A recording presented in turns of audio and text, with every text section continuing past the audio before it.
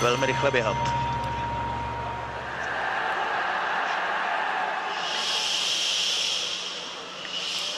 První dráha Vico, druhá dráha Bailey, třetí dráha Collins, čtvrtá Walter Dix, páté Usain Bolt, šesté jeho krajan Johan Blake, v sedmé Nesta Carter a v osmé Christophe Lemaitre.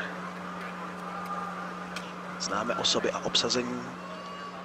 Scéna je připravena na finále stovky mužů.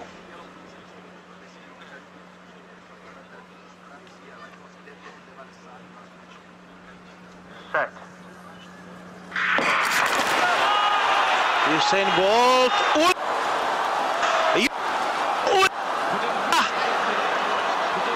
nehájí titul mistra světa.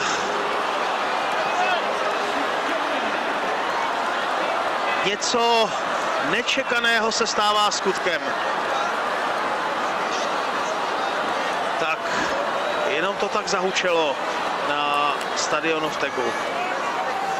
Čekalo se lecos, čekalo se, že Johan Blake bude největším vyzývatelem, že Bolta dostane pod tlak, možná ho i předběhne, ale že ve finále Bolt vůbec nebude, nebo respektive bude, ale jenom několik okamžiků.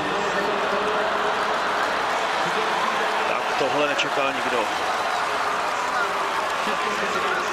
Ulitý start Usaina Bolta. Chyba,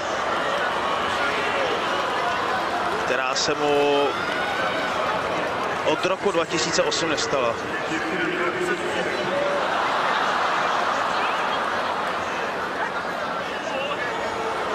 I na tom je vidět, jak moc si chtěl dát záležet na tomhle závodě.